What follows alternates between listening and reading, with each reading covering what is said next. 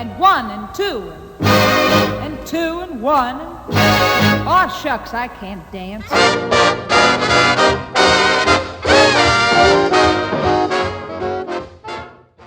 Hey everybody, welcome to Up and Go with Muffins. My name's Daniel, and joining me as always is my co-host Ethan. Welcome, Ethan. Thanks, Dan. Now, oh boy, do we have a special thing this time. Finally, we have a special guest. We've got Ethan, as well as Smook. Yes, welcome, Ethan. Welcome back, Smook. Hello. How are you guys doing today? Yeah, good, mate. Can't complain. Happy to be back once again. Good. What's this, episode 3 now, is it? No, episode 4. Oh, episode actually. 4. Oh, man, it's only 4 and I've already forgotten. I can't count. And Ethan, welcome first time to the podcast. Oh, yeah. It's good to be here. Glad to be here. Yep. So since you're a first-time guest, we are going to ask you a few questions. Question numero uno. Yeah. Do you like Up and Go? Oh, yes. Very much.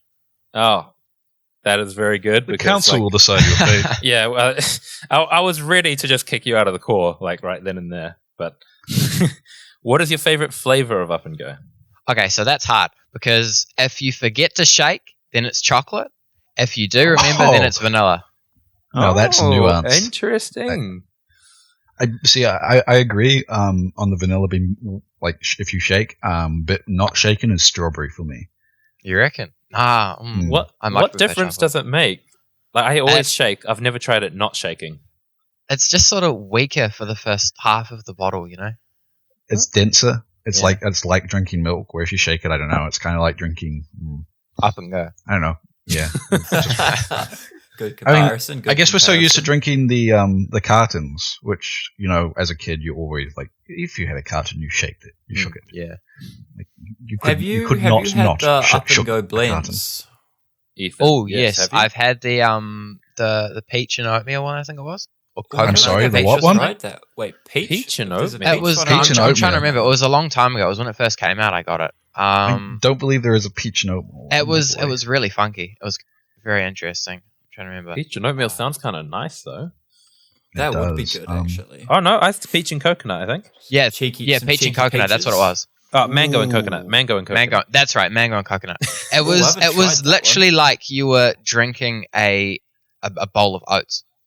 Like that was the experience. Yeah, we tried that was the experience with the banana and cinnamon and cocoa and almond, and those ones I quite enjoyed them. I did too. Yeah, like you said about drinking oatmeal. Like I think it was the chocolate and whatever the chocolate one of the blends was. It literally tasted like leftover chocolate cereal milk, whatever it was, and it was really good. Yeah, that was a cocoa and almond. And yeah, I enjoy them. I enjoy Up and Go. I enjoy Up and Go. Yeah. The blends were nice. I don't think I haven't been compelled to buy them again. But that's because in terms of just value for money, the 1 liter cartons are so much better. I mean, do they not make blends in 1 liter? They do not, sadly. If they did, I would be a lot more tempted. That's how I drink mine because, like I said last podcast, if not at least 1 liter a day, I have been having that as a minimum. I'm currently I've got a 1 liter carton right here. This is probably against sanitarium sort of like recommended consumption. Daily intake. but I've got another 1 liter carton, so that will take today's intake up to 2. Well, hold on. Let's do some quick math here. So the 250 mils is 2 Weet-Bix and milk. So what is a full carton then? That's 8 Weet-Bix. 8 Weet-Bix and milk. Yeah. 8 Weet-Bix and 8 as much milk. That's a big breakfast, but not unreasonable. Well, that's when I was eating Weet-Bix. I haven't had that in many years, but I did used to have about 8, if not 10. Goodness. Wow. Good. Gracious. I don't want to talk about food for too much because that's all we do on this podcast. I mean, breakfast is in our name, so I'm sure we can talk about breakfast for a little bit. But no, I used to eat heaps of Weet-Bix too when I was a kid. And only very recently I went out for a snack at like 2 in the morning. And I was like, there's nothing to eat. And I saw the Weet-Bix and I was like, you know what? I think it's been long enough since the last time I had Weet-Bix that I might actually like this stuff again. And honestly, it was pretty good. I had like 5, and I think 5's a pretty good number. No, Weet-Bix is another sanitarium product, so we are within rights. This is true. We are on brand. How did you guys eat your Weet-Bix? Because I crushed mine up in my hands and then poured milk on it. Oh, you were a crusher. Okay. I was very strictly put them in the bowl whole and give them a slight push down with the palm of my hand. Not crushed, but just a little bit more broken. Like a little. You're better than the whole bar, fellas. I'm sorry if people who eat whole bar Weet-Bix are like 5 times more likely to go to prison. No. I just want to do a quick thing for those listening. So our guest Ethan today is Luke's younger brother, Ethan Franzoi. And because it may be a little confusing, we have Ethan the host and Ethan Franzoi. We may just refer to them as Ethan Franzoi may be referred to as small, or we may just use the last name occasionally. So anyway, Franzoi, you tried the other day having Weet-Bix in hot water, correct? I was going to, but I couldn't find any brown sugar. Ah, okay. So that is a rather important bit of that. Yes, yes. Because Miriam, my sister, said you were going to try it, and were asking how I have it, and I think I said to her, if you don't have sugar, it's just terrible. You need sugar. It just sounds so foreign, honestly. Like ever since I stopped eating general sugar and have gone into like honey and that sort of thing, I've been having Weet-Bix pretty much every morning. I think I've mastered the art. See, so you have 4 whole Weet-Bixes. Don't crucify me for it. And you pour maybe a little bit of milk over the tops just to slightly soften them, and then you pour the rest in through the sides so that the top is still crunchy, but the bottom is soggy enough so you get that mixed texture when you take a bite. And since it's not broken, you get roughly 2 mouthfuls per Weet-Bix. That's a big mouthful. So are you putting honey on your Weet-Bix? Yes. Oh, I used to do that. Interesting. It's really good. Like, especially like runny honey, obviously. Liquid honey or liquid honey. Okay. We don't have. We have honey, some. Our friends have a beehive, and they gave us a big jar of it right on time. So can I ask a Weet-Bix question? You sanitarium can. Yes. I hate that. I hate that so much. Yeah, I'm not much of a Weet-Bix isn't my forte, but I only recently just found out myself that people actually do put hot water in. As a foodie myself, wouldn't hot milk be a better choice? Hot milk's just weird. No, but in theory, yes. Water, but the idea behind the hot water, in theory, hot milk would be good. But the reason you did hot water did not come because people necessarily enjoyed having hot water on their Weet-Bix, but rather that's what they had to put on their Weet-Bix. This is true, but I'm thinking now from there's milk in the fridge. Why don't I just that's make like hot it's like asking instead of using hot water? I guess, but does hot milk melt things, or like even milk? It does, obviously the Weet-Bix does absorb the milk, but like it doesn't absorb it as much as it would absorb water, right? Or no? Yeah. I don't think so. I mean, it's a liquid. I'm not actually sure of the absorbent properties of Weet-Bix, I'll be honest with you. I'd have to do some research. Yeah. Anyway, food is not... Sorry, no, what were you going to say? Sorry, just going to say as well on Weet-Bix still. Do you put butter on them as well? Or have I do when I put hot water on them, yes. Okay, yes. I never did that. So that was never... butter would obviously make it better because fat makes everything taste better. It's true. I think I said it before. People who cook with oil need to be crucified. My go-to for Weet-Bix was a green kiwi fruit when I was younger. You peeled that, or took it out, scooped it out and cut that up, or just scooped out little pieces, and it made it hit different, I liked it. I never think I did have I never did think I had kiwi fruit on my Weet-Bix. But I did have honey. Honey was definitely a staple. White sugar, any form of white sugar is like the cardinal sin when it comes to Weet-Bix. It's light brown down.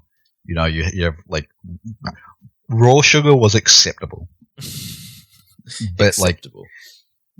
Nah, dog. It's you got to have like at least light brown and then to like molasses. It was a sad day when you had to put white sugar on your Weet-Bix. Yeah, poor kids remember. Anyway, as I was going to say. Food is not the topic of this episode, but we all enjoy food, so it seems like we can't stay away from it. But the topic of this episode, as we mentioned last time, it's sort of a part 2 of last week's episode, which was we talked a little bit about entertainment and stuff we enjoy to consume. Not food, but stuff like movies we enjoy to watch, music we enjoy listening to, games we enjoy playing, books, etc., etc. And this week we wanted to talk about stuff we enjoy producing or creating, or stuff we would like to, produce and create. And so, Ethan, since you weren't here last time, Ethan Franzoi, what's just quickly, what's like your favorite, I don't know, TV show, movie, or something you want to tell our listeners about that you really, really enjoy listening to or consuming? Okay, if you don't see this podcast, you're off. All right. Well, I'm sure this podcast is great, but for me, the best show possibly of all time has got to be Adventure Time. Good choice. Good choice. I recently watched a timeline video on that, which I don't want to take over Ethan's spot, but there's one thing I didn't get to speak about. We didn't speak about. I forgot to speak about during last episode is video essays are my jam, and I'll go into that a bit later. But continue, Ethan.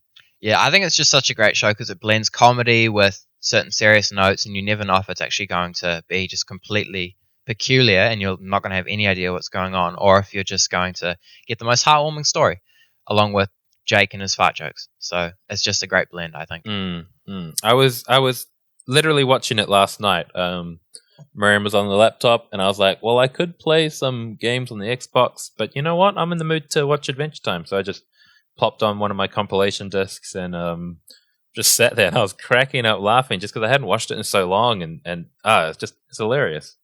Did you guys watch Futurama at all? I don't think you did you? No. Yeah, see, because it's really hard to get Jake's voice out of my head as Bender, because I watched Futurama before that. And there's some kind of actors that, specifically with voice actors more than, actors, one role sort of becomes the representation of that actor, and definitely for me, like the voice of Bender was the his name escapes me. But, Joe DeMaggio. Fender or Bender? I think it's Fender. So John DeMaggio. Bender. Yeah, John DeMaggio. Yeah, see, for me, people like that is, keeping on Adventure Time, Camille Nanjiani, he plays Prismo, or he voices Prismo in Adventure Time, and I cannot see Camille as anyone other than Prismo now. Yeah. Yeah. I can agree with that one with Camille Nanjiani. Every time I see him, even in a live-action movie, I'm still imagining Prismo in his, 2D form, just, saying whatever Camille's character is saying. But yeah, Adventure Time's a good choice. We approve. We won't kick you out yet. So just on that in general, it's just going to be an open conversation on stuff we like creating. And we thought we'd bring Ethan in because he is, actually you can tell us, Ethan, what are you currently doing as a job at the moment? So I'm currently working as a builder's apprentice. I've been in the industry for a year and a half now, so not too long, but I've built 4 or 5 houses from start to finish. So wow. Yeah. I didn't actually know you'd done that many. That's quite impressive, actually. Neither did I. And even before that, you helped me in the orchard build the tunnels and stuff, really. Yeah. So yeah. You had that as well. It's a very bright young builder we have here. I do think one of Luke's best comedic qualities is how little he knows about his family. Look, all right, listen. I have no defense. God, it's awful. I'll ask you, when's Ben or when's Ethan's birthday? And you'd be like, birthdays I can do. I can do birthdays. Ethan, your birthday's coming up, actually, soon. Yeah, it's in 11 days. Yeah. The last day of quarantine. Shout out New Zealand. Still locked down. Shout out Auntie Jacinda. Yeah. Speaking of birthday, since we're talking about creating stuff with gifts and cards as well, because that counts as a gift. Do you guys prefer to create something if you can, or are you more of a buy something? Or specifically for me, it depends on if I have a good idea of something I'd like to make for someone, or if I already have a gift in mind. Cards, I will not buy birthday cards. I will make a birthday card, or you're not getting a card. I don't really give cards. I don't know why. I've just never really given cards. I'll give them for special occasions sometimes, but normally I just don't do cards unless I have a really good idea for one that I want to make. Right. I'm with Luke on this in the fact that I tend to always buy my birthday cards, and the fact that I either have to have the tools in order to make something I deem as acceptable quality, or I have to have an idea that is sufficiently funny enough that it doesn't matter if the quality is subpar. I'll make one, or I just won't give one. When I was younger, I used to like make cards all the time for people's birthday. I didn't just make cards and give them to them. But like, I used to love making a card and giving it to someone for their birthday, with a gift and whatever. Nowadays, I'm with you, Luke. I just don't really give cards. And I didn't give you a card for your birthday. Well, you kind of did because you sent it from Mighty 8, but oh, so I did. Yeah. But yeah, if I am going to give a card, I will probably make that card. I pretty much never buy a card.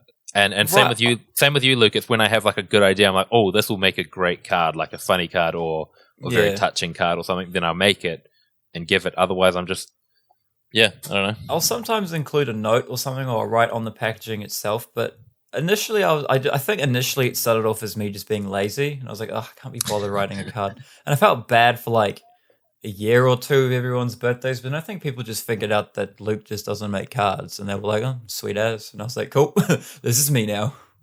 It's one of those industries that I kind of think somehow managed to exist simply on the fact of people being like conditioned into that. It's just the thing. That's the thing you do. The right thing to do, the social norm, if you will. The construct was built for us, and we all followed it. Yeah, I mean, let's not get too into like social constructivism, but goddamn, if cards are not one of them, they're insane. I mean, like, I think there's a process called defamiliarization, where you like, let's just talk about cards. Like, what a strange thing to do. You take a tree, you cut it down, you turn it into an instrument on which you can write on, and then you impart some thoughts on it, and then you hand it to someone along with a gift to celebrate a year traveling around the sun. That's a whack. Too woke, and that's why I don't do it. Yeah. I don't know. I like it. Like, I'm personally generally against, like, I find it weird, right, when someone has a birthday and someone makes a big long post, like a very touchy, emotional post on Facebook on their page. That's awful. Is that something I'll do that, but I'll message the person, right? And I'll send it to them privately. I'm like, man, I really appreciate, the friendship we have, et cetera, et cetera, et cetera. And I send it to them privately. I don't like, it's for me to say to them, not for me to show off to public broadcast. Yeah. And I'm sure most people, when they do that, that's not why they're doing it. But yeah, I know what you mean. But yeah, that's just almost what it feels like. I'm a little more cynical with that. I really do think there's like a, especially with social media, there is like a sort of, there's brownie points like, oh, look at how close me and this individual are. It's definitely like a status thing. I think if not consciously, I do think it's done intentionally, at least. Mm-hmm. Mm-hmm. I think along the line of what you said too, with the whole card construct being a social norm now. I think too, especially like take a wedding for example. Everyone expects. Well, I mean, obviously, you expect the best man to give a speech. You expect whoever is probably one of the best friends to give a speech. So, I think there's kind of also you feel the need to, as if you are one of the best friends of someone, you feel like everyone's expecting you to put a big spiel about how much you love this person, kind of thing. Am I on the right track, do you reckon? Yeah, I mean, that's the thing I dread most about my wedding, is the reception. Well, you getting married? No. Like if say what the flip, bro. It's just the idea of having like people sitting in the front in a room and with like on spectacle, why people get up and say things about you. It makes me want to die. It just I do not do well in sort of those type of social situations. Not my thing. I can speak and I can do public speaking. I'm comfortable with that. I'm not comfortable with public speaking about me. I think you have to have a pretty I say this, take this with a grain of salt, but I think you have to have a pretty big ego to really kind of sit there and go, yeah, go me. When you're in that kind of situation. I mean, bold of you to assume the world doesn't revolve around me, but Yeah, I think I'm less cynical with the best man speech. I do honestly think it's like of a good place in terms of like, wow, we're just good friends, and I'm glad to be here celebrating something with you. But to me, that's just like the dread that fills my body when I just think of like people observing a speech. I think I just can't do that. I think they need to be quick and heartfelt. Like if someone wants to stand up there for 10 minutes saying how much they love their best friend or whatever, that's cool. But I mean, I think everyone is bored of it by the first 2 minutes. So if they can keep it down, it's good. And I think you often like speeches like that. You'll have a lot of in jokes inside them, and it's like that's more something that I'd want to. I don't drink. I don't drink alcohol, but the example that comes to my head is it's something I'd want to like chat about them with a beer afterwards, right?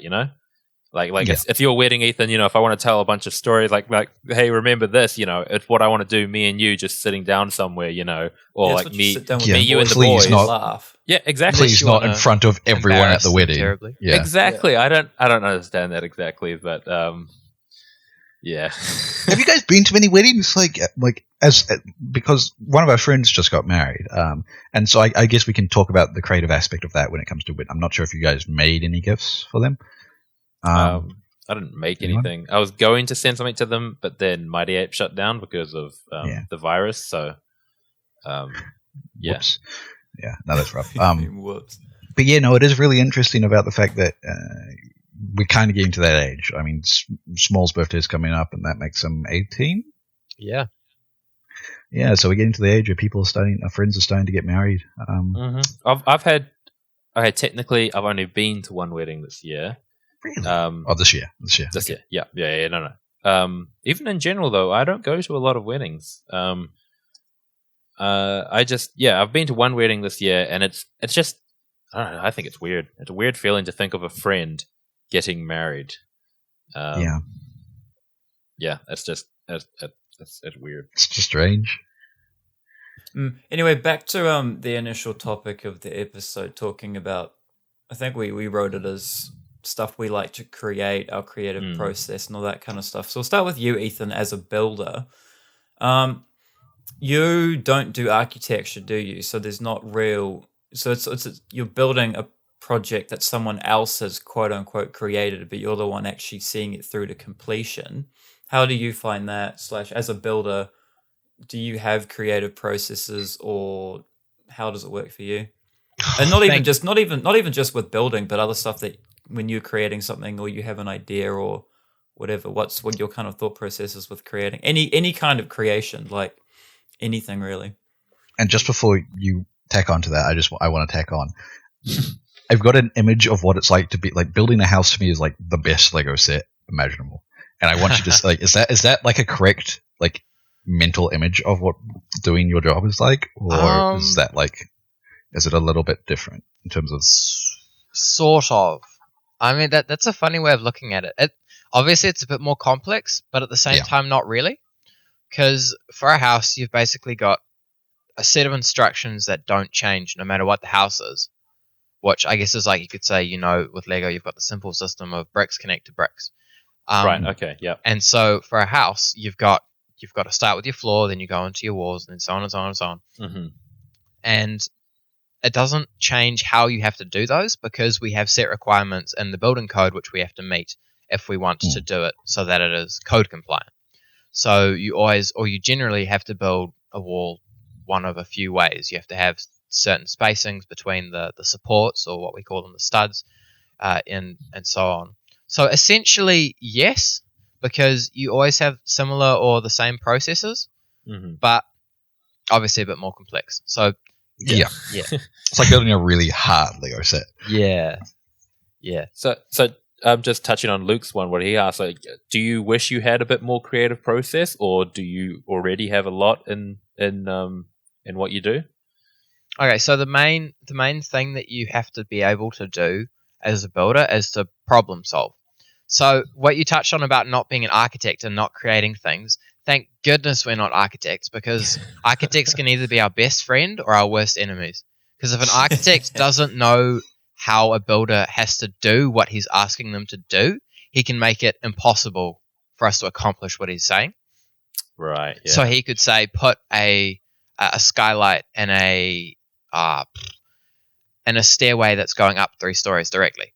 And it's like, how the heck do you want us to put a skylight there? Like, you have to support it in such a way and so on that it's near impossible. Mhm. Well, it's Right. not near impossible, but it's just a pain in our rear, basically. Do you know many civil engineers, Small? No, although everyone I seem to contact who's going to university seems to be an engineer of some sort. Yeah, well, they have the exact same relationship with architects, so it's a very common thing. Yeah. Architects. Talking about the whole Lego aspect of houses, I was in construction for about 4 months last year, just to do something to pass some time while I was living in Auckland. And I remember I was working on this massive house. The thing was like the inside of the house was 1,000 square meters, and the veranda was like another 700 or something. It was a ginormous house, or mansion actually. But I remember I only saw the actual plan for the house a good couple weeks after I started. I was just doing jobs and stuff, and kind of just doing what I was told, going, I don't really see how this is all coming together. But then I went in my boss's office, and he showed me the 3D plan of the house, and I was just like, oh, okay. So in a way, it was kind of like going and looking at the instruction booklet and going, oh, I see how this is all coming, like skipping a few pages ahead and going, oh, right. I see what all this little bits and pieces is for now. So that was like, oh, okay. So there is, I think, yeah, in a way, there is actually a decent correlation to a Lego set, just a lot more complicated, like you said. Did you guys ever or have you ever recently designed like your like kind of dream house? And I don't mean like because I'll talk about my experience. Especially when I was a kid, and I haven't done it in a long time, but I used to just keep like redesigning my dream house, but I knew it was pretty unrealistic, right? When I was doing it, like I had a underground trapdoor system, and I had like a swimming pool in the house and all that sort of stuff, and I used to love just like drawing up these kind of blueprints in a way, or more just a floor plan actually of what I wanted my house to be, and I used to love doing that. I think anyone who's watched Extreme Home Makeover had some kind of trapdoor system in between their rooms, or hidden closets, or all that kind of stuff. That show was sick, though. I loved that show. Move the bus! Franzoi, I think you have watched this guy, but have the rest of you heard of Colin Firth? The name doesn't ring a bell, but I'm terrible with names. Am I wrong, Ethan, or have you seen him before, Franzoi? I might have, but I don't recognize the name. Oh, okay. Remind me what he does. He just creates things. He's I could have his name wrong myself, but he creates things. He created Is he the actor? No. Is there an actor called Colin Firth? Because in which case I have my name he's the guy in Kingsman. That's why it rings a bell to me.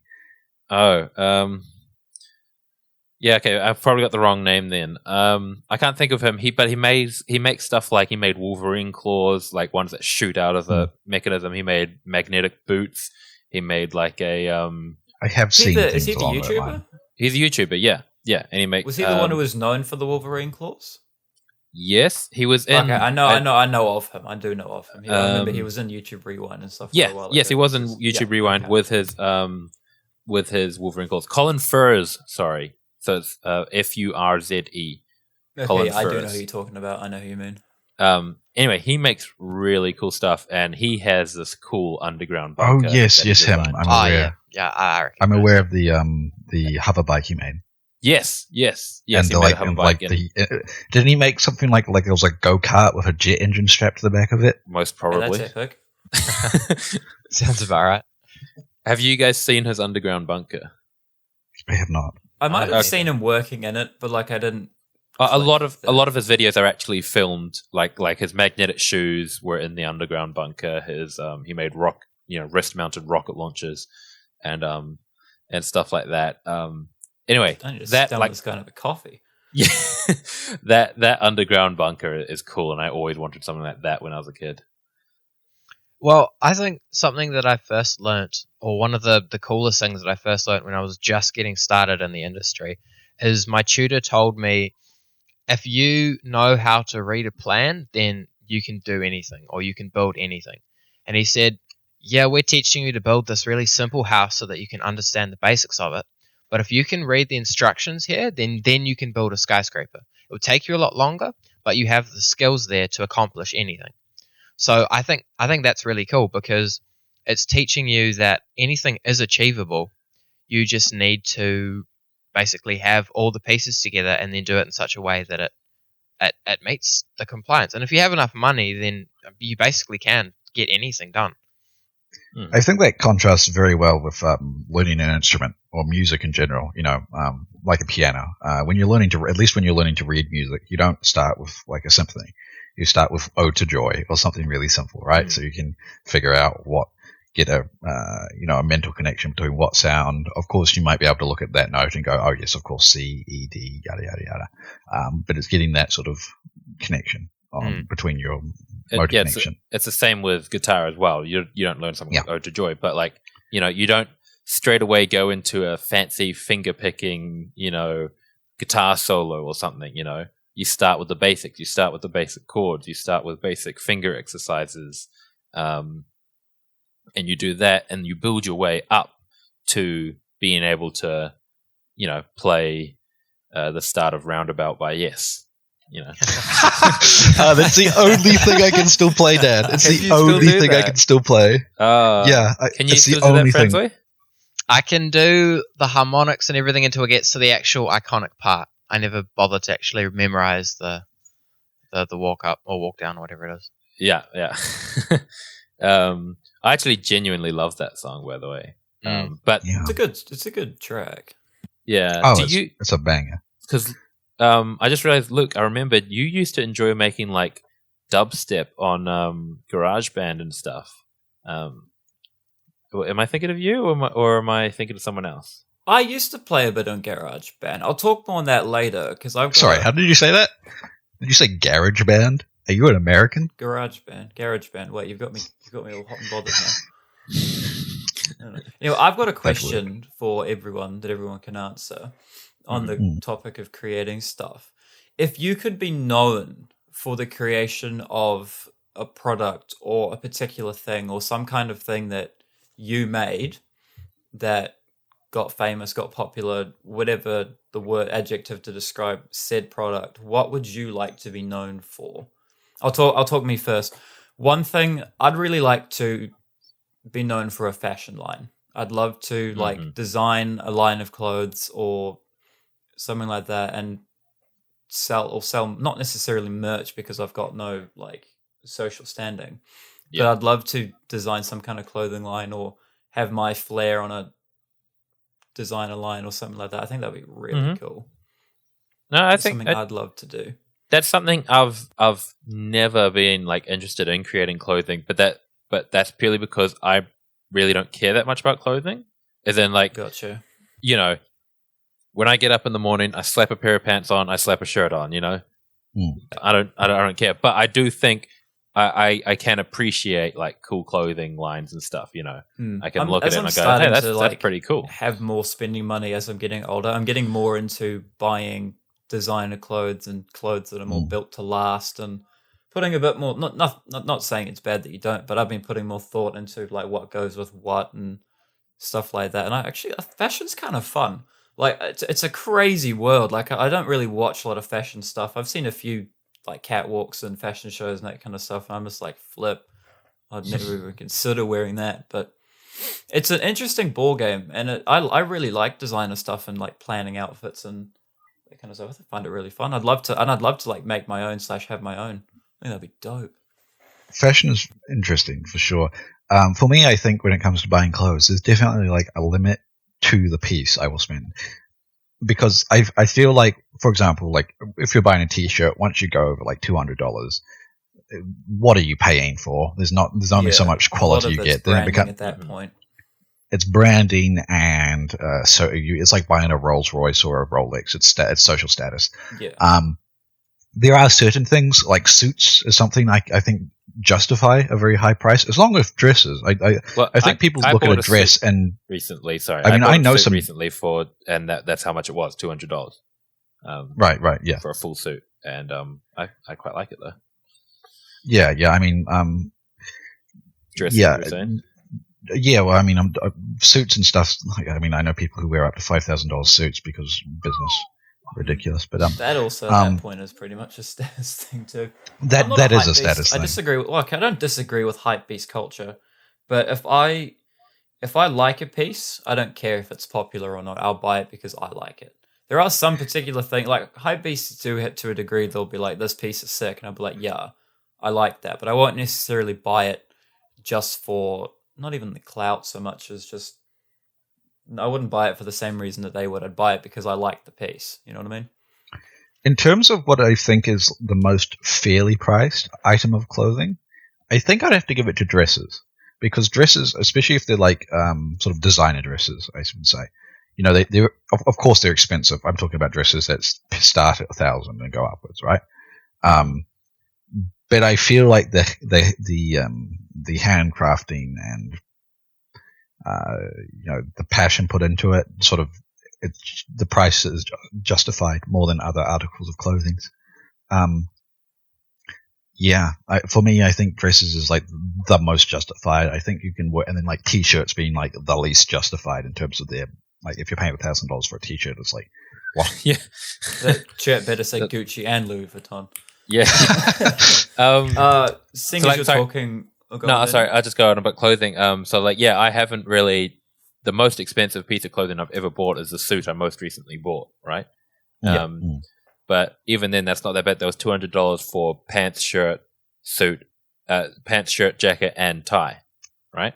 But recently, there was a Kickstarter that I decided to jump on called Ludo Cherry, and what it was is it was stylish, subtle, like board gamer clothing, and so it was kind of like 40s style clothing, so button-up shirt and skirt, right, with a really subtle like pattern to it. So an example is like it's got a polka dot pattern, but if you look really closely, the big polka dots are actually like D20s, 20-sided dice. Oh, that's cool. Okay. That's really cool. See, that's the kind of attention to detail that I like. That's cool. Yeah. So I've gone in. I've got a shirt for me and a skirt for Gabby that I'll get when it's finished and whatever. Oh, that's sick.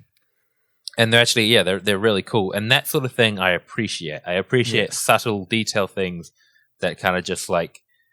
Yeah, definitely when there's art in it. Yeah. Rather than sort of a logo. I grew up on Kmart clothes and stuff, and then when I was living in Auckland, I went with my mate wanted to go to Rebel Sport because there was a shoe sale on, and I was like, okay, fine, I'm the one with the license, whatever, we'll go. And he convinced me to buy like a $250 pair of shoes that was like way cheap, and that was one of the best purchases I've ever made. That I've still got those shoes, and they were fantastic. What that shoes was kind of one of the. What ones were they? I forget the exact name. They're like ASIC Roadhawk. Yes. ASIC's always very good. Like that. And that was like the first like proper pair of shoes I bought that weren't. I mean, I've had Vans and Converse through the years, which are expensive because of branding, but these ones were expensive, A, branding, but B, quality, and I'd pay for the extra quality and comfort in my clothing any day, I've decided. Shoes definitely get better up to about $400. Once you cross that mark, you're just paying for the $1,000 Airhawk, whatever the flips, because Flimmon says Nike Airhawk on it, or whatever they're called, not Airhawks. Pardon my brand names, but you know what I mean.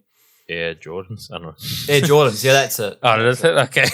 I think I'm getting my shoes, the Roadhawks, mixed up with it. But yeah, stuff like that. I think that's a bit silly.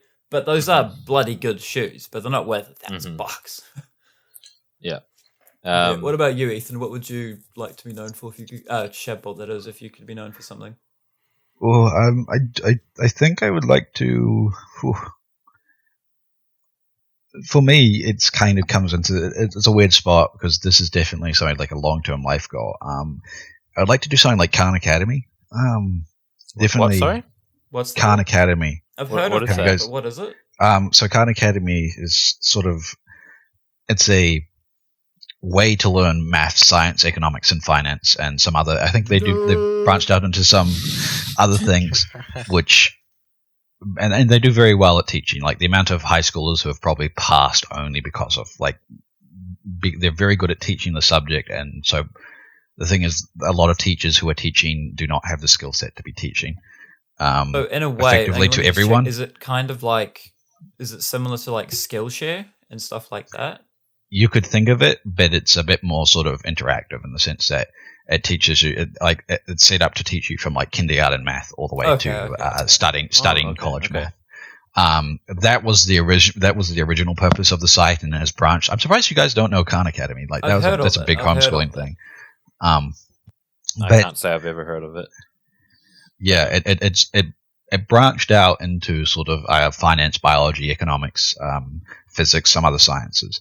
Mm-hmm. They do a brilliant job at what they do, but definitely I think I'm the more I sort of get into university, the more I am about education for the masses and quality education at a low price, because I mean,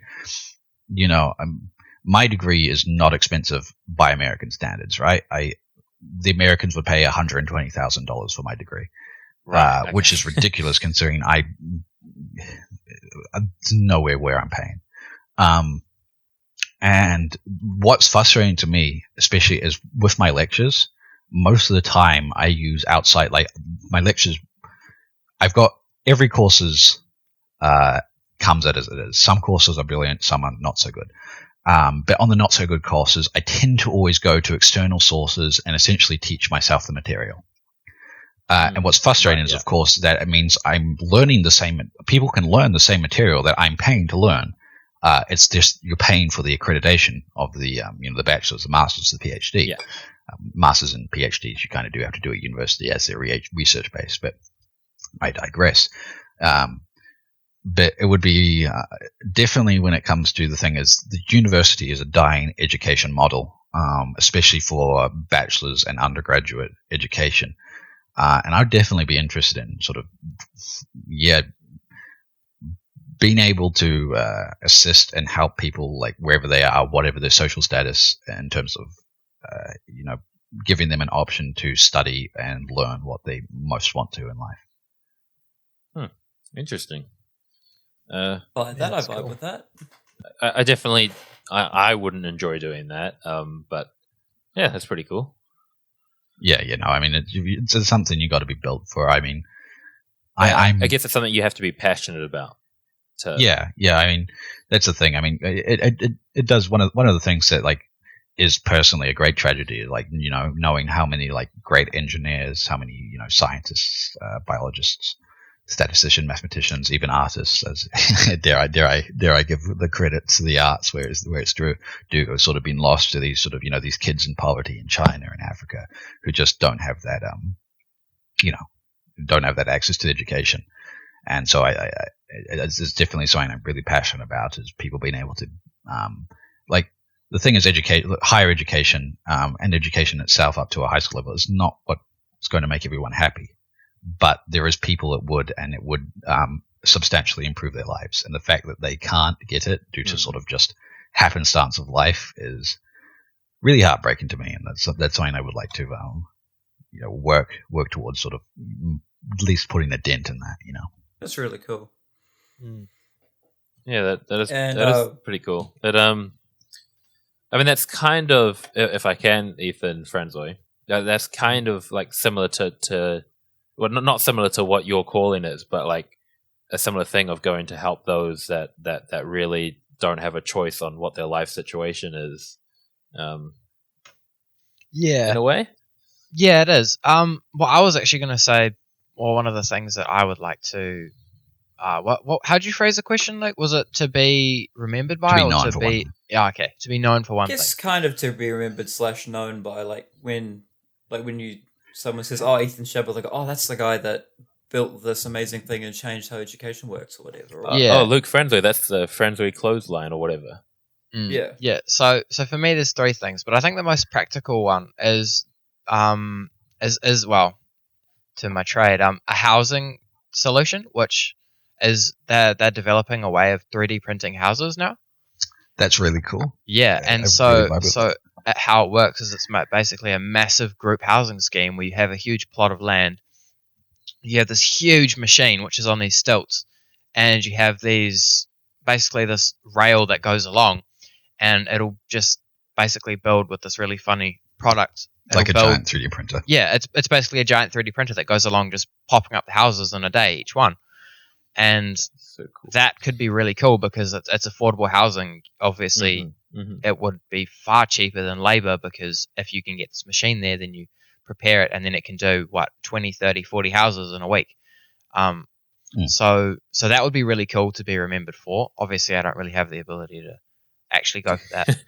But the other two at the moment don't have the ability to go for it now. Yeah.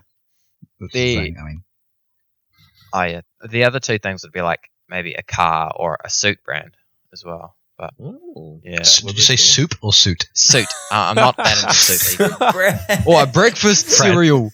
I'd love to be remembered for my breakfast cereal. Introducing the new Up and Go soup. In corn flavour. Yuck.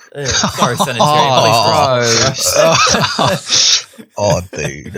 If you think about it, though, just if I may, a bowl of Weet-Bix is kind of like a thick soup, right? Anyway, no food. Back to you, Ethan. I think that's cool. I think that I think you had mentioned to me at some point about the kind of 3D printing houses. I didn't really understand how it worked or anything. But it does seem like a cool.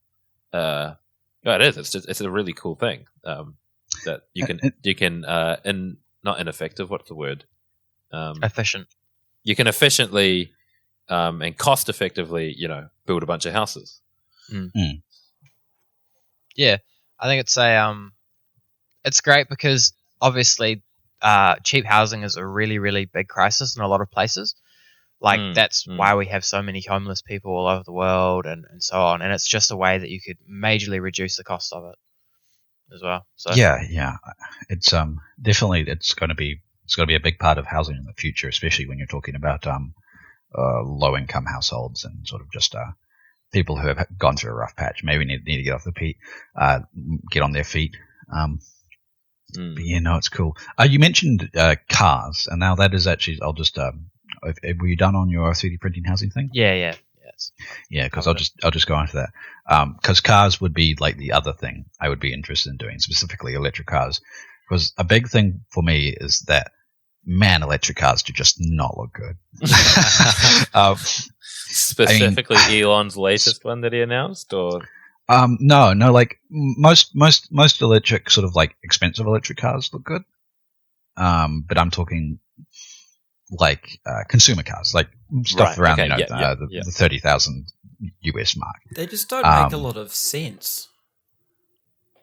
The cheaper ones do. Like when you say like cheaper consumer, you're talking like the Nissan Leaf, the yes, that's what I'm talking about. The BMW i3, I think it is. Yes, that's an i3. Those sort of ones like that.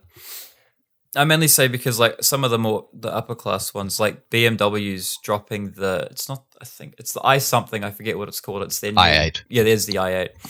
That one has the biggest looking grille on it, which is just pointless. Like it's not even an active grille, obviously, but I'm just like, why?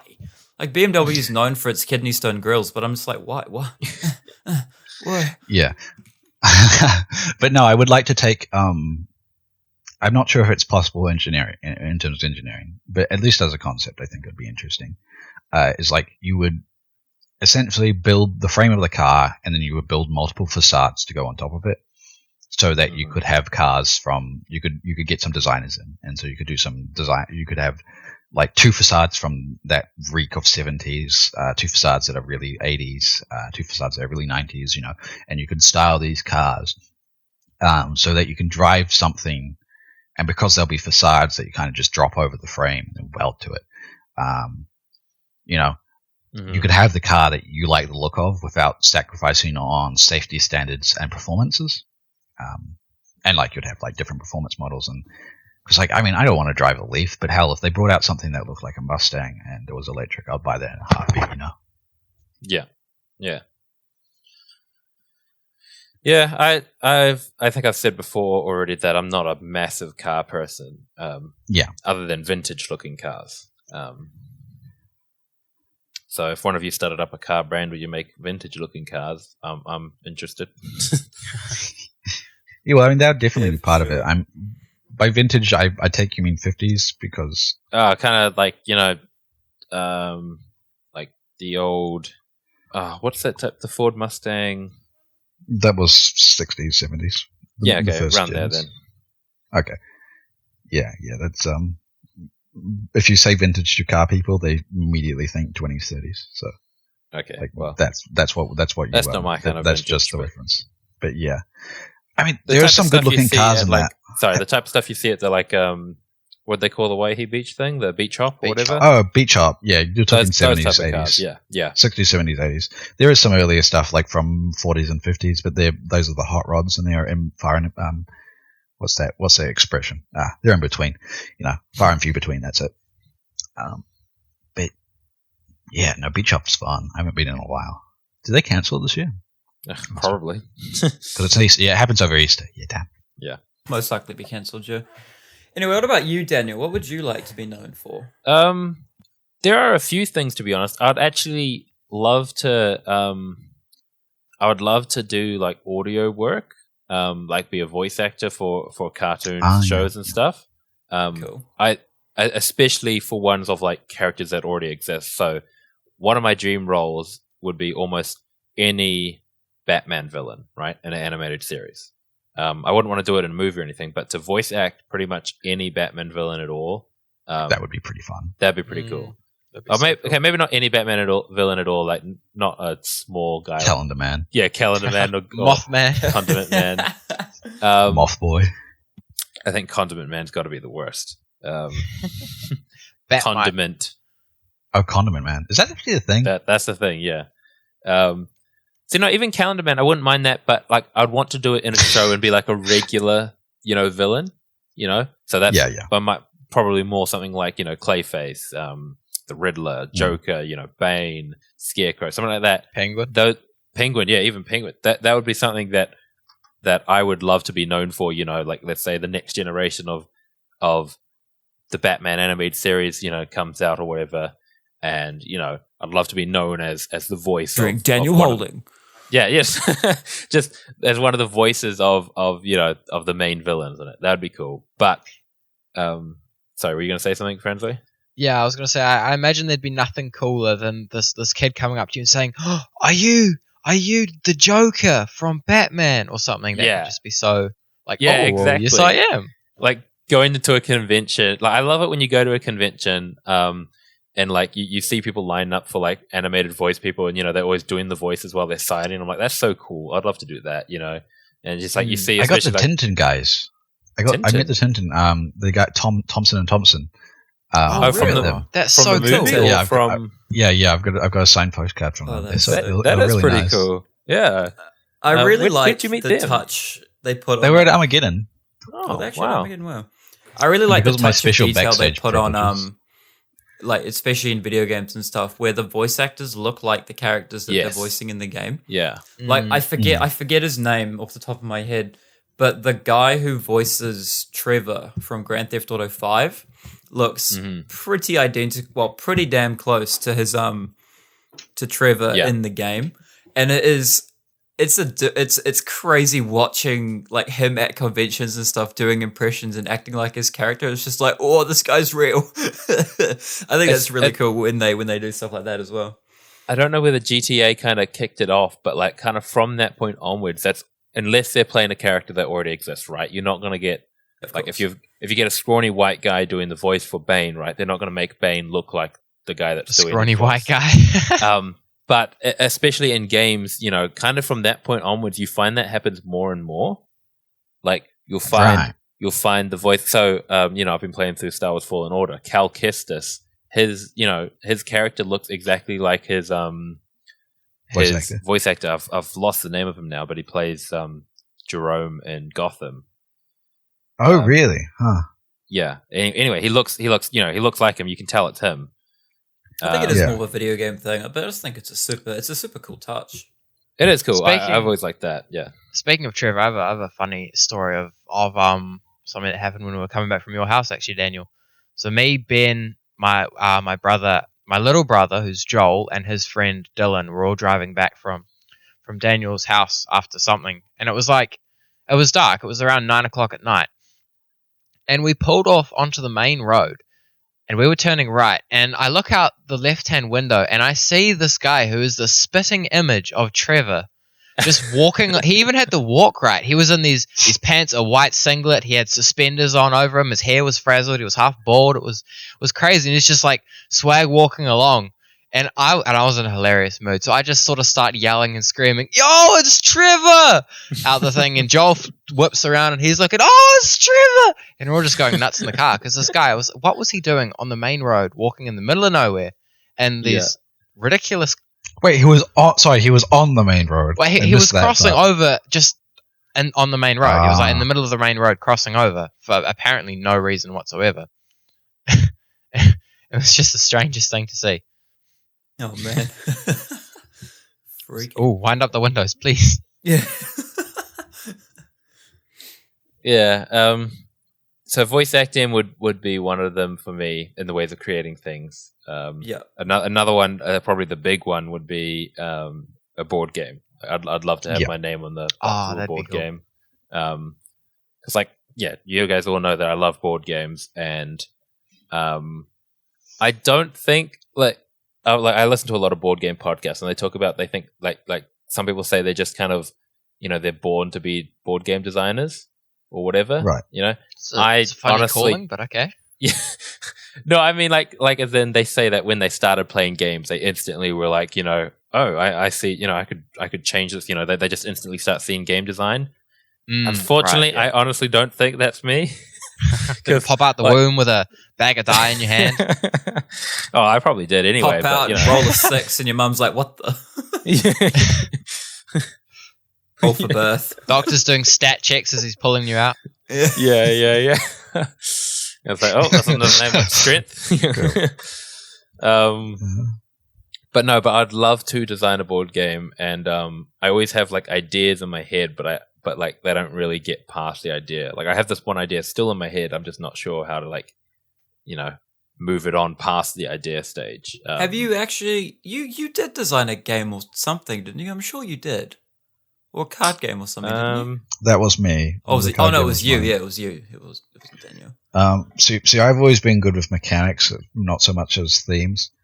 Where I think Dan is the other way. He's better than me when it comes to sort of themes, right? In terms of getting the math and everything, but the gritty bits working to make a game feel good. That's the balance. The balancing is sort of my skill because I love optimization problems, which is what games design is really, in a sense. If I could create a game, what I'd actually want to create is I've got a game called Onitama and a few other games like not Super Fight. I can't think of the name of it now, but I've got this other Street Fighter card game. I'd want to create a game that's actually super simple, but there's so much depth and strategy in it. So Onitama, have you played Onitama, Shadbolt? I have not. Have you played it, Luke? An amazing game. Luke, have you played Onitama? Don't think so. Okay. It has a free app, but anyway, it's a really simple, almost chess style game. And it's so simple, but it has, to play, you could teach anyone to play it. Marshall can play it, right? I can teach Marshall, my 8-year-old nephew, to play it. But it's got depth to it that each time you play, you're kind of thinking of new stuff. And that's the type of game I'd love to create. Something simple, but something that you can keep playing it and kind of figuring out new things. Yeah. That there's mastery to it. You can master the game. That's the type of game I want to create. I definitely agree with that, especially I don't know if it's a common sort of problem with board games, but at least when we play, I definitely feel like after 1 or 2 plays, you find the most effective tactic, and that's your game plan every game after, and there's very little deviation you have to do. That's something that games are getting better at. So you've got Catan as an example, right? There is one strategy in Catan, right? Yeah. Pretty much, there's one strategy, and you win doing that. There isn't really another strategy. As games progress, there they're getting better at there not being one overruling, way to win. Monopoly is probably Monopoly literally only has one way to win. Yeah, Monopoly is like the cardinal sin of having like a best strategy. Yeah. Some games obviously have better strategies, and then like there's like ones that like are kind of on par, but no, like Monopoly different. Like if you play one way, and then if both people are playing one way, it then is only determined by dice rolls. Like that. Yeah. That's the thing. I think that's why I love Teamfight Tactics so much, is because there's so many different ways you can choose to play. Some being better than others, but then I still like the luck element involved. That you actually roll the right things or not. But the fact that you can choose to like synergize so many different things, and then it boils down to, and then you kind of eventually, the meta changes obviously on a video game rather than a board game. But I do love that aspect of you play a lot, you kind of figure out what's okay, what's less okay, what works in particular situations, what other people are doing as well, and kind of I really like that kind of aspect of there's not just one way to play the game. Personally, I dislike when random elements are used to artificially introduce it. Like that, because chess. Then it makes the playing, like say someone who's really good, it means that say Daniel who's played a game hundreds of times and me who's played, I could get a lucky roll, Yeah, but that's what I don't like. Like if I'm playing chess against a grandmaster, I lose. And that's how it should be. Like chess would be infinitely more frustrating if there was like, I don't know, some kind of like thing sliding around the board that would randomly kill one of your pieces, right? I mean, that would be fun to play, like maybe like casually. But when it comes to those type of games with depth, I personally like when the depth comes from skill and mastery rather than RNG. I do agree with you. But I understand. I do understand. Sorry, we're all talking over each other. I agree in that aspect of, I think, that would be annoying. But I like the fact that there are games that are like that, and there are games as well that have random. Oh, there's a market for everything, and I'm not saying. Yeah, that's what I like both. It's not wrong. Like chess definitely shouldn't have random aspects. That game is built for strategy, and you should always lose to Grandmaster. I agree with that. However, I am glad as well there are more random. Only time is a game.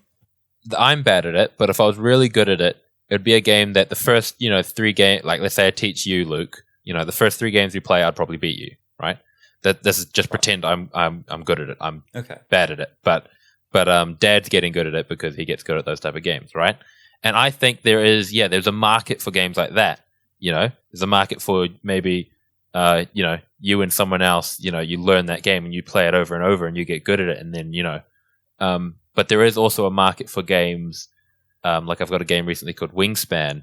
I think I could play that game over and over and over and get good at it.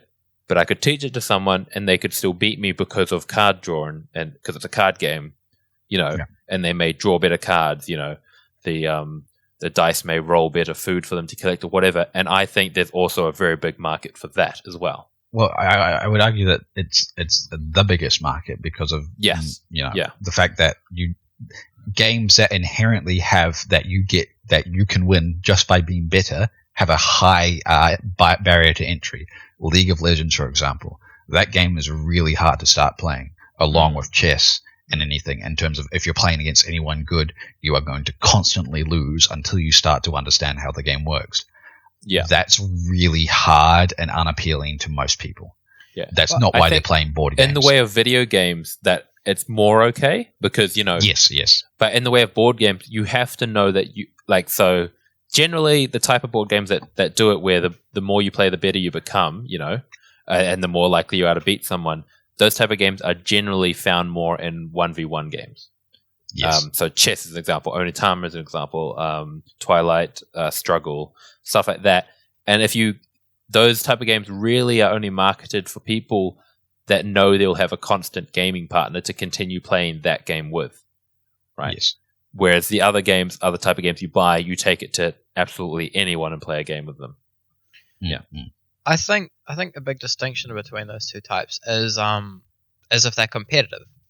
So you can play Wingspan and not really care if you win or lose, but you have a good time because you're playing and it's competitive enough that you just enjoy yourself.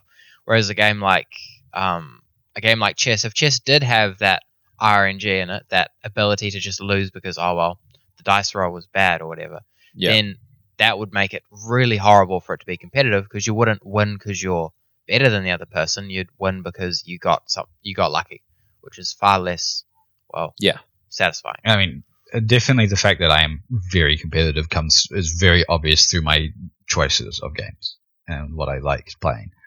I mean, if I'm having a game that I obviously can lose and do lose due to RNG, it depends on my mood. Like, if I know that going into the game, then I tend to be fine about it. If I find it out during the game that it's all RNG, then, well, not all RNG, but there's a huge part to it which can devastate me, then I'm going to be unhappy most of the time.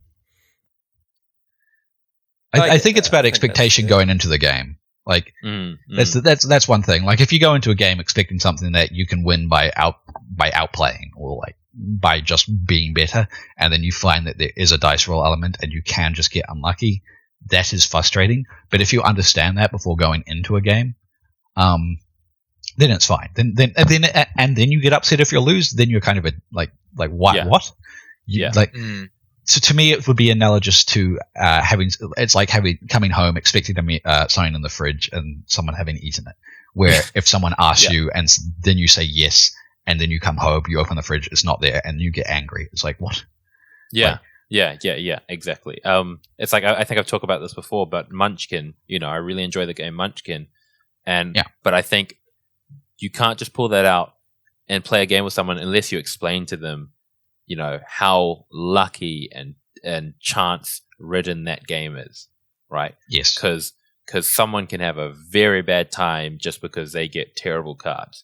And if I'm in the mood for Munchkin, I don't care, right? I don't care about that. I don't care if I get bad cards. It's a fun game, right? I enjoy playing it. But if I bring it to you, Ethan, let's say you've never played it before, I'm like, let's play this game and let's see who can win. Play a game of Munchkin and you just get really bad cards. It would be very fair for you to get very annoyed. Yes. I mean, especially since a lot of I was going to say something, but that's just wrong. What's a game I haven't lost yet? Is it Paladins? Paladins of the West Kingdom. You haven't lost that yet, I don't think. Yeah, that's good. I have won it, but not against you. Yes. It's a good game. I like that one a lot. I haven't played Raiders, but we're going off topic in terms of we should be careful. That's me. Just board games are fun. Driving it towards board games. We will eventually do an entire episode on board games. We've got a lot of thoughts. We can say a lot of things, but today is not the thing. Today is not. So I suppose we've talked about things we want to create, but do any of us have something we are actively creating at the moment? Albeit if incredibly slowly, but sometimes just plodding. While we are just on the topic of board games, this is answering your question. Just the only one thing that just popped into my mind right now is I love painting miniatures. Right? Yes. I really love painting miniatures. I'm at a standstill at the moment because all my brushes are too frayed to use, and I can't go to the store, obviously, to buy new ones. That's really frustrating. Can you get some from the warehouse in terms of their shipping online? Not really. If you want. I want decent miniatures brushes. I can get small brushes from places, but not one for miniature painting. Yeah, man, I feel bad for artists during the lockdown. Like if they run out of things. Yeah, yeah, that's true actually, because surely paint wouldn't be considered essential and stuff. Surely not. But anyway, I love miniature painting. I used to do a lot of painting and drawing a lot as a kid in general, and then I kind of fell away from that. And then as I started buying more miniatures games, I started getting back into painting miniatures because it's the same thing. You get that creativity out still, but just on something that's already there. It's a little bit more systematic. It's almost like a what's the word? An experienced coloring in page. Yeah. Oh yeah, I never thought about it that way. Yeah, a 3D coloring in page. Yeah, that's a good point. Yeah, Small. What about you? Well, currently, actually, right before quarantine started, me and my boss went to Mitre 10 and he bought a sheet of ply, a level, a bunch of all these other things just so that I'd have projects to do while under quarantine. Oh, cool. So currently I've got a whole bunch of timber in our garage that I'm going to use to turn into to make a couple toolboxes, which I can chuck in the boot of my car. Neat. So it's just a bit an easier way of transporting things and carrying things around. So I've got those to do currently. Are you working on anything, Shadbolt?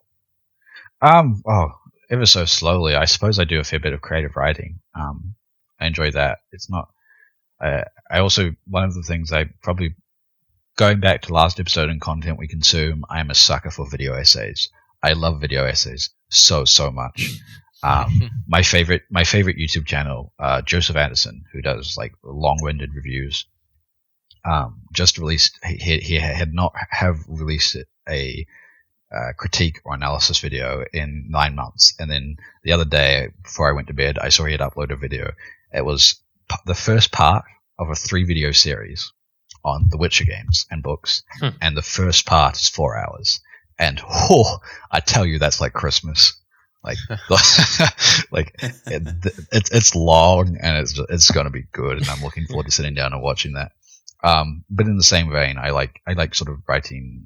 I like creative writing, and I also like the review of creative things and critiquing them. I enjoy. I find it's not in a negative way, but there's a lot of joy in sort of like analyzing things and finding out how they tick, especially creative ones.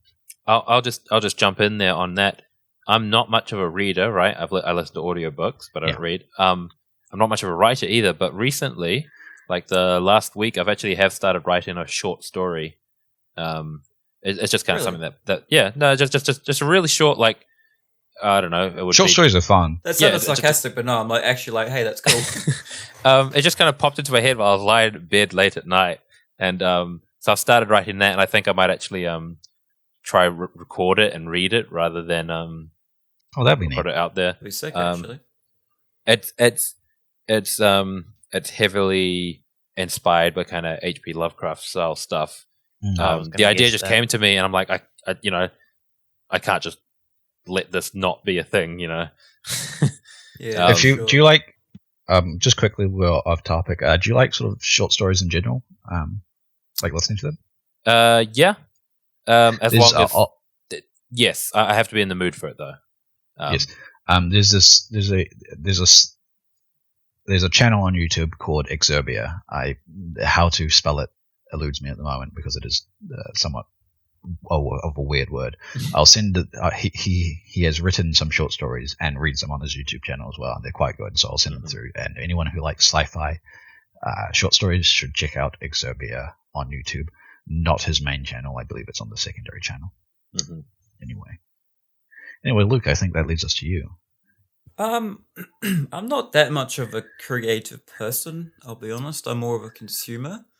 But me and consume product. Yeah, I consume product. Me and my brother have a 1990 Toyota MR2 sitting out on the lawn at the moment that we're doing up.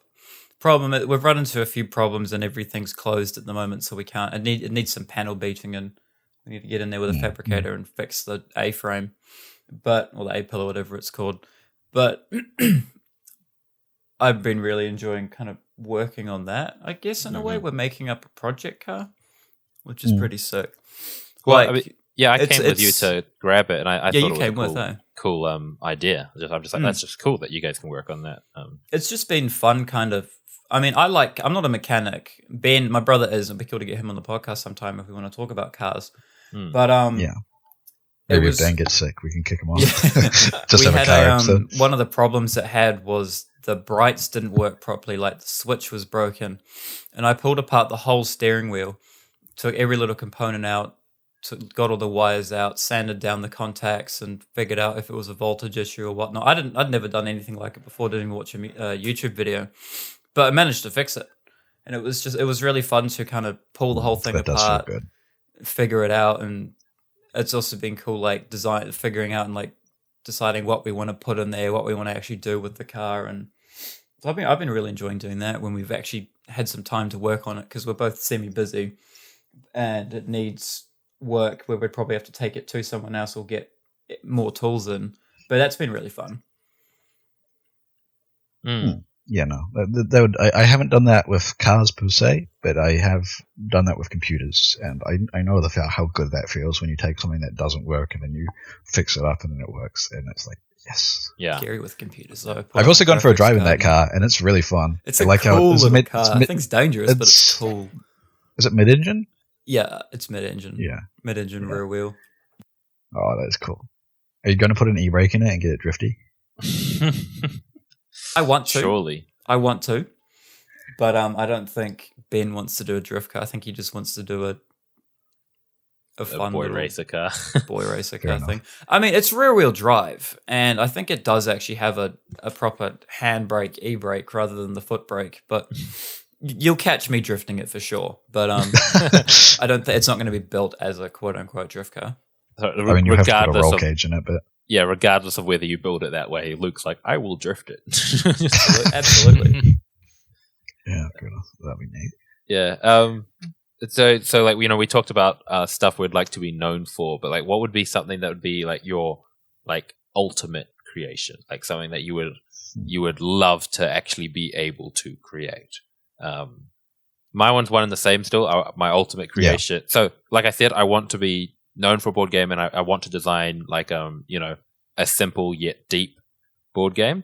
But I'd love to be known for like actually like a big, heavy strategic Euro game, like something something big and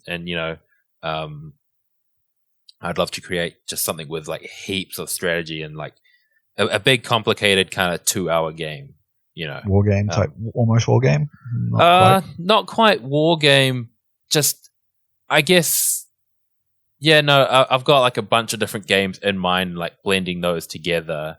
But that would be like my ultimate creation. That's not necessarily what I want to be known for, but if I manage to in my lifetime create that, then it'd be pretty cool. Then you'll be at peace. Yeah, I again, one and the same for me. Like, they're definitely sort of the thing I want to be known for is definitely the thing that I want to spend most of my time, adult life, doing or working towards. It's just a matter of figuring out how. Really. What was that? So the website. Oh yeah, because I mean, it's a hard thing because I don't like, how is it a website? What is it like? Is it a product? No one knows what the new technology is going to be 10 years from now and how that might revolutionize learning and everything, especially with augmented reality and virtual reality and how that's going to change things. Make learning very interesting, actually. Yeah. And being on the forefront of that is what's important to me. Some way, whether or not it's exactly how I see it now. Yeah. Small. Yeah, for me, the dream thing I wish to build is something I do believe I will achieve at some point in my life. Is I'd like to build and run an orphanage. Oh, that'd be cool. Yeah, and I mean, like, the depth of the dream is to take in these kids off the street and be able to train them in the construction industry. So if they have nowhere to go, and if they're on the street, they can come in, they can have a feed, they can have a bed, and then I can take them and show them how to work the next day. And they'd never have to stay. It would just be a safe place where these people can come. Right. Yeah. Ideally, you can set them up for their life. And that's really this wouldn't be in New Zealand. I'd like to do this in India, but that's my dream. Yeah, that is cool. Yeah, that's it's kind of like what do you call those? Because you don't generally call them orphanages. I know the word you're looking for, but I don't remember what it is. Yeah. Anyway, yeah, I've always thought those are cool ideas. Where it's like they can kind of not necessarily come and go, but there's like no restriction to stay. It's like, hey, this is a super safe place. I'll even you get fed, you sleep at. I will teach you skills that you can use to set your life up. But yeah, and to an extent, that's also sort of what I would like to be involved with. But my one isn't as hands-on. It's got in that sense. That is interesting because both me and you haven't spoken to each other about this, but it's very, very similar. Sort of you take care of the sort of trades in that sense. And Luke? I think for me, I'd love to one day open a restaurant. Oh yeah. I'm not. I used to. Right. Like I've said before. I think I used to be a chef, and I kind of steered away from the whole the whole like actual doing that as a career. But I do still really enjoy cooking, and I'd love to like open my own restaurant one day. I think I do want to get back into that side of things, and I'm starting to cook. Well, I mean, I cook quite a bit anyway, and I enjoy cooking, but I'm trying to do it more and enhance my skills more and more and stuff. Like the restaurant I used to work at was locally owned. A lot of our produce came from the garden out the back, and it was good fun working. It was great fun working. It was an epic restaurant. And I'd really like to one day have my own place, you know, kind of still cook and get in there and lead by example, you know what I mean? But have my own team with my own menu, my own restaurant. I think that would be sick. Even that or like a cafe, I think I wouldn't mind having. Just some kind of place to give back. I think with restaurants, and I mean, feel free to weigh in because it's an opinion, but, you know, it's hard to sort of own a restaurant and then be content with it if you're not constantly involved with it. It's a huge commitment.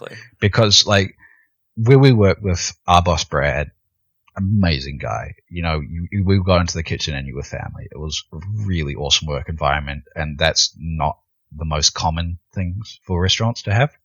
Brad was great because he would literally lead by example. If we had a new dish hand, the boss would get in the dish pit and help them out and show them the best ways and stuff. And that's just so missing in today's culture as well, you know? He was also the head chef for people context. He wasn't the owner. He wasn't just the owner of the restaurant. Well, his official title would be the executive chef, because we did have the head chef. But yeah, just really quickly. I'll jump in. So my nephew Dylan has started working with his dad. Well, not at the moment because lockdown, but he's working with his dad at the what replaced the rustic pumpkin? What's it called? The Orchard. Table, I think it's called now. No, it's called the Orchard now. Oh, Long Table was after the rustic pumpkin. Cafe. Orchard Cafe. Anyway, he works there in the dish pit, I believe.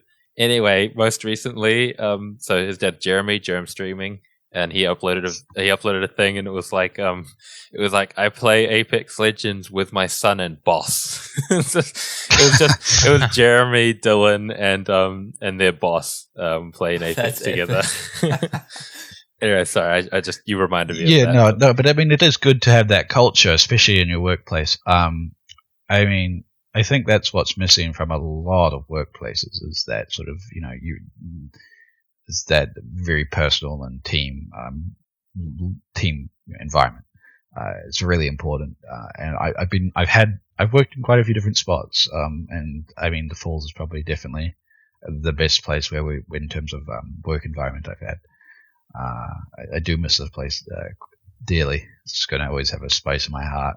But my point being that, restaurants are such a, there's part of me that wants to do a restaurant as well. I've spoken to you about this at length, Luke. But also it's just knowing that once you do that, that's your time gone. If you, you have to be there pretty much 24/7. It's a brutal industry.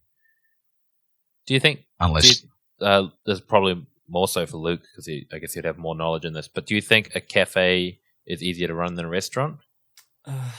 It depends, really, because a cafe, there's a lot more cabinet food and that kind of stuff. So I think unless you're a cafe that has a lot of a la carte stuff or a big menu where people can actually order and the chef has to cook it, I reckon you're looking at the same kind of you're looking very similar to a restaurant. But I think the main correct me if I'm wrong and take this with a grain of salt too, but I think the more main point of a cafe is to go in, get a coffee and something to nibble on, more so. So you'd get there early, you'd make a bunch of cabinet food, and you'd probably still have like a couple breakfast dishes, or it would really depend on how you wanted to run it. You could either have a bigger team of chefs and have a large menu, or less chefs, do more cabinet food and more have a focus on coffee and nibbly food, I think. So you also don't tend to do dinner. Yeah, you don't. That would be the big distinction. Open, breakfast time till like 2:00. 5. Yeah. Well, it depends on the cafe. The one I used to work at opened at 8 and we closed at 2, I think. Really? That's early. Mm. Huh. I suppose I'm used to kind of like chain cafes, though, like the Coffee Club and that kind of stuff, which, you know, they've got a business plan. You open a franchise, you run it. You've got a thing on how you run it. Like, that's just what happens. That's the thing too. Yeah, franchise versus like cell phone sort of thing. Mm-hmm. But yeah, I'd love to have my own little place at one point in time. That'd be cool. I had this dream a while ago, actually. I wanted to own a cafe, like a little block somewhere that my house was on top of it, and the bottom story was the cafe. Oh, okay. So you have that little bit of seating outside, but mainly kind of a cabinet food and barista place. People can come in, get a coffee, have your locals, have a chat, get some food or order whatever, and there's a bit of seating. But then, yeah, just that kind of stuff. I think that'd be really cool. Yeah. I remember, this was ages ago, Luke, but I remember we talked about this, and I was like, I said I'd come, I'd come be a barista there because I thought that would be for fun, I think. Yeah, I mean, it is fun. I have an opinion about living where you work. I'm not. I suppose if you love what you do, it's like all right. But one of the things that when you're sort of being taught how to actually study effectively is you do not you need to set places like physical locations for different tasks. Because your brain gets associated with, and so if you study with where you normally relax, you're not going to be good at studying there because your brain's trying to relax because it's being conditioned to do that. Mm-hmm. And so you should have a place where you study and a place where you sleep and yada yada yada. That I agree with. I think living at your work would be bad for the mental. Yeah. Unless you, of course, there's exceptions to everything. If you are so in love with what you do and you are doing that 24/7 is what makes you happy, then I think it could be really good for you. But yeah, I do think work-life separate. I'm big on work-life balanced separation almost, as well as the harmonizing the two. Mm-hmm. Yeah. Yeah, I don't know what I was going to say. Yeah, so do we have anything else to talk about in the side of the creation? I mean, I suppose we could talk about some of the, just quickly, what creation, what other thing, I guess it would kind of be like going into last week, but specifically in terms of what specific content inspired us to create what we want to create. For me, because I like the video essays and I want to do that, like specifically Joseph Anderson and his channel, like that content, that inspired me. Yeah. Yeah, well, for board games, it's board games that inspire me to want to make board games. But I already mentioned, with the short story that just came into my mind, inspired by H.P. Lovecraft stuff. Getting back into painting miniatures was actually because I started listening to Sporadically Bored, and they would do a live stream where it was just one of the hosts from the podcast and a good friend of his. Literally they'd paint miniatures and chat to people and chat to each other, while live streaming. And it was good fun to watch, and it made me go, actually, I really want to get back into painting miniatures. I did one recently that I managed to catch because of the long weekend, and it's just, I don't know, it's just enjoyable to watch people painting miniatures. And right after then, I came out here. Yeah, it's therapeutic, and I came out here to start painting my own, and I was like, "Oh, dang, I don't have a brush." Oh, that's unfortunate. I keep doing that. I keep like I'll play a game of League or something. I'll get up and you know what? I'm gonna go paint some miniatures. And I'll go pull up my I've got a little toolbox with my stuff in it. Open it up. I'm like, oh yeah, I don't have a brush. Damn, it's a pretty important tool. Yeah. Did you get far through Blood Rage's miniatures? Oh, I haven't touched any. I haven't had a brush since before I got Blood Rage. Yeah, but those are the next on my list. Starting with the big monsters, then the little monsters, then probably each of the what are they called, the leaders or whatever, champions. Something like that. Yeah, Blood Rage is my next project for painting miniatures. I'm excited to do that one. Nice, Ethan. What inspired me to do it was more just seeing the need and looking for a way to fill it that I would enjoy doing and love doing. His biblical look-alike. He was like, Jesus was a carpenter. I've got to follow that calling. No, it was like I knew that I wanted to to help people overseas, or to help people that were born less fortunately than we were, and I guess is how I would describe it. Very noble. And the way that I thought I could love and I could enjoy doing that was working with my hands, because well, I go crazy if I'm not actually accomplishing something or doing something physical. Can confirm during this quarantine, yes. and I well, when I started my pre-trade, Mum was just like, "Oh, what do you want to do building, or do you want to do carpentry?" is what she said. And I was like, "Oh yeah, I like woodworking. I enjoy the artistic side of doing carvings and things, because that was more what I was doing at that time." And then I went to apply for the course. I said, "You know what? Let's do it." And then I started doing it, and from that I loved it. And from there I just sort of knew, this is what I want to do, and I'm going to take this and do what I can to help people. And that's sort of where my dream came from. Yeah. You finished your course, that you finished that last year? Or was it early this year? Yes, I finished it in November. Yeah, last late year, last I year. think. Yeah. Yeah, and you best of the course, weren't you? What was it called? Top of the class? Top student, yeah. Top student, that's it. Yeah. And highest attendance. Highest attendance. Yeah, and that's what I just speaking for myself, I find when you're doing something, the more passionate you actually are about it, and the more you want to do it, I guess the harder you try, and the more you actually strive to achieve your best. Oh, and, I mean, and then it's almost a continual cycle, right? You kind of, if you're more passionate about it, you strive for a better result, get a better result.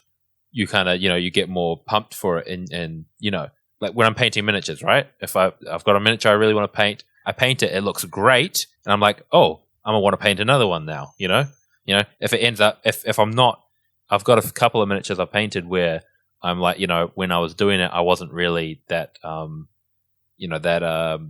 the mood for it, really. In the mood for it, yeah. I wasn't in the mindset for it, and they ended up being pretty average miniatures, and, I didn't want to keep painting that day, I finished that miniature and that was it. But when you're in the mindset, when you're passionate about it, it's almost like a, self-propulsing engine or whatever. Yeah, definitely. I mean, that's really evident in sort of anyone at university knows that, like, how true that is in terms of, like, you get bad courses and they are so unbelievably painful to get grades for, because, like, you just do not want to do any of the work for it. Even if the content is interesting to you, it can just be like, it can be killed right before your eyes. And then you might find something that you wouldn't originally think was interesting, and then you just fall in love with it, and then you find it so easy to do the work, and because of that, the grades come. And just to prove what you're saying, Dan, in school, I don't think I passed a single test that I took in any subject. Like, not at all. I had to retake all of them, all my maths tests, all my final exams for each year of maths. I failed. Maybe like year 4 and 5 or something I passed, because I know how to add. But but like all of my other ones, like long division and pretty much everything, I failed the tests, not because I didn't know how to do it, but just because I had absolutely no interest in it. Yeah. Like science, oh my goodness, I did so poorly. I think I got like 52% on my science tests, or average around there, because of just absolutely no desire to, really some people just do not care, and the thing is, you cannot force people to care about what they don't. And it's a fool's journey to do. And what is important is is there being a way for people to pursue what they care about, not being forced into doing something for the sake of doing it. Yeah, because once I got into something I love doing, like Dan said, I got top student. I had the highest attendance, and I really just worked for it and did well. Yeah, I just realized, Luke, I don't think we ever touched on something you might be creating at the moment. Is there anything you are? No, we did. I talked about the MR2. Oh, you did. That's right. Yeah. Sorry. Yeah, I forgot that. That's where that conversation started from. Yeah. Yeah. Is there anything in that is there anything that inspired you to want to start working on a project car? I like cars. It's funny really because when I was a kid, wasn't really that much of a car. Didn't have that many car posters or everyone looks at a Lamborghini and goes, "Oh wow, look at that! That's such a cool car." That's just kind of how it is. But I was never really that into cars and stuff. Like I never really played the Need for Speeds or anything like that. Mm-hmm. I grew into it, and like all of my friends grew out of it, and it was like, "Oh come on!" I really like cars. I was a big car kid. I was a big car kid. I've got a whole folder of what I used to do is I would cut out like all the cool cars I found in all the newspapers and everything and like glue stick it to a big folder I had. Wow, really? And then like as you're saying, all your friends growing out of it, I majorly grew out of it. Me and Luke, we both grew into it. Yeah. It's been in the last like 2 years, year and a half, 3 years that I've really kind of started appreciating 2 years. Cars. I watch a lot of car YouTubers and I'd really like to build. Well, like I said, in another life I could be a mechanic, but I wouldn't want to do that as a trade. I like working just on my car, I drive a grandma car, so I can't really do much to mine. But one day I hope to own a nicer car and work on some cars and just have some fun because they're fun to work on and they're fun to drive. I like driving. So yeah, I've just more grown into it in the last little while, and it's just something I enjoy doing in my spare time. Yeah. Awesome. No, that's cool. I think that was a good little bit. We talked for quite a while there. I just want to say, I think like as humans, we all like to create things just in general. I think everyone likes to create something, and even if it's, you may not think of something as creating something like this right now. We're creating a podcast, and we're doing it because we enjoy it. And I think it's cool to just get together and talk about the things that we like to create. Yeah, no, it's been very enjoyable. I've had a lot of fun talking about this episode. Yeah, so thank you, Ethan Franzoi, for joining us on the podcast. No worries. Thanks for having me. You don't have any sort of like social media things that people can follow you on, do you? Nah, not really. No, nothing on there. There may be a band coming out sometime in the future, but This is true. This is true. Look out for Just One Talent. Yeah, that Uprising band. Speaking of stuff to create, I do hope we are able to actually get that out there at some point in time. Yeah. That'd be cool. And you guys listening will definitely hear about it when it does get out there. And thank you, Luke, for joining us again as a special guest. Always a pleasure. Always a pleasure. Yep. And lastly, Ethan, I just thought, Ethan Franzoi, I thought, as a special guest, maybe you could just say something, what's some tips that maybe you can give people who are wanting to get into, being a bit more creative? Okay, so my biggest tip, which sounds pretty cliche, would be you can accomplish almost anything. So just because you think something is unachievable, or because you don't know how, or because you don't have the skill set, that doesn't mean you can't learn, and that doesn't mean you can't find a way of achieving what you want to do. So if you have an idea, take that idea and do something with it. An idea can become a project, which can become amazing. So if you want to do something, then don't just think about it. Think about ways you can accomplish it and get to it. And once you start it, you'll love it, and you can have some great times if you just really try to do what you want to do and don't be scared of it. Yeah, I like that. That's really good. Awesome. And so then the last thing to do is say goodbye. So goodbye, everybody. See ya. Thanks for listening. Ciao. Catch you later.